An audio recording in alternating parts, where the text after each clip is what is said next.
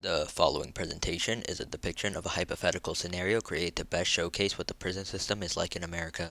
Also, do you like stick figures?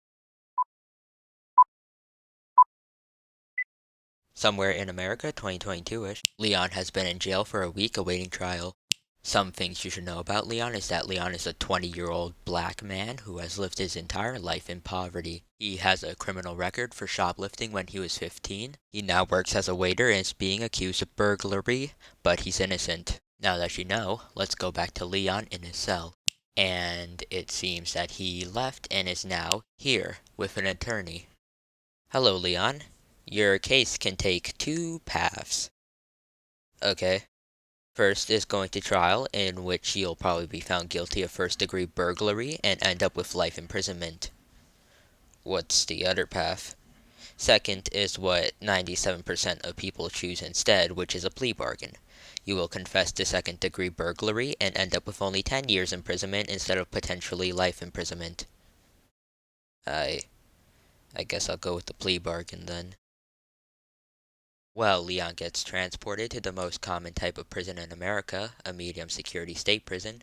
I will be answering some questions in my office. Starting off with, how unfair is the American prison system to people like Leon? Well, Leon is in poverty, which makes him 3 times more likely to get arrested than those who aren't, and being black makes him roughly 5 times more likely to get in prison than white people. Another thing is that people like Leon can't afford cash bail, and that usually leads to waiting in jail for months and even years waiting for trial. Next question is, how many prisoners does America have? Well, we actually have the most in the world. Despite making up only 4% of the world population, we hold 22% of the world prison population. Last question, what is the recidivism rate of America? If you don't know, recidivism means the tendency of a convicted criminal to reoffend.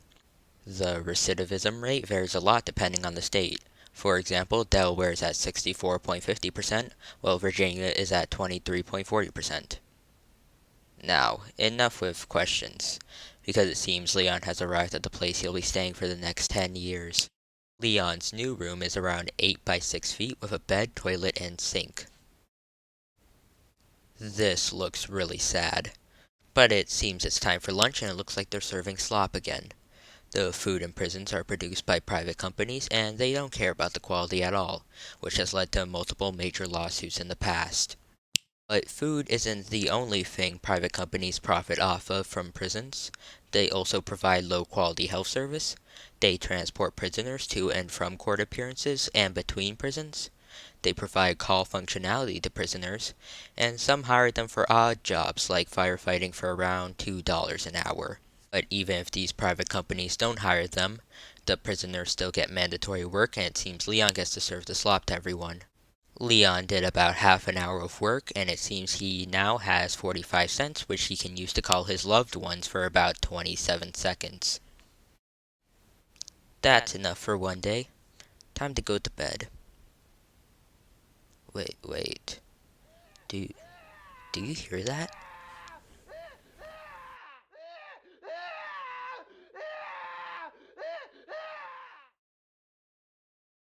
It seems Leon didn't get much sleep, probably because he felt scared after hearing another prisoner being beaten up by a guard right before lights out.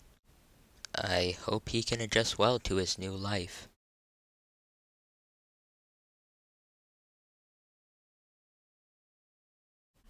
It seems that after a year of constant underpaid work has finally made Leon decide to protest against it. Sadly, the only thing this accomplished was him getting beaten up and 1 month in solitary confinement.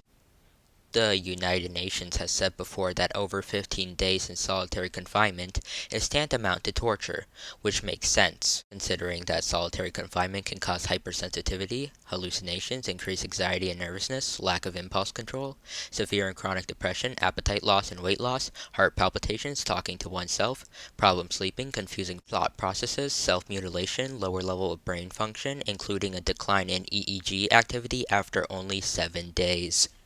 And now Leon gets to stay for 30 days.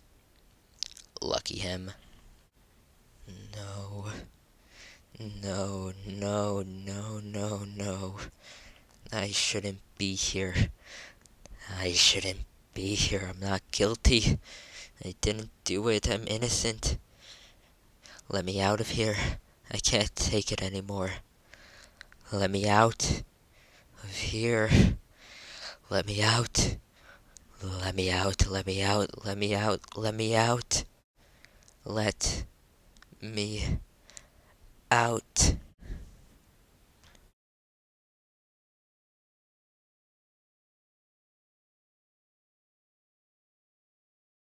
What is the American prison system like? I'd say it's cruel and unusual, especially to poorer minorities like Leon. But there are many things we can do to fix it. First thing we could do is we could copy Norway's prison system. They have very low imprisonment rates, very low recidivism, and some of the most humane prisons in the world. Here's what an average Norway prison cell looks like compared to an average American prison cell. Norway's prisons focus on rehabilitation and normality, not punishment like America. Also, their guards have 2-year training and are very friendly with prisoners. Other things we could do besides copying Norway is getting rid of solitary confinement and the death penalty, because most places in the world don't even do that anymore because it's considered inhumane. We should also be paying private companies for quality food and quality health service. We should be paying prisoners minimum wage at least. We should be giving help to people who commit drug offenses instead of putting them in jail. And lastly, get rid of cash bail and the plea bargain. Replace them with anything else and it'll probably be better. But that is all from me. Goodbye.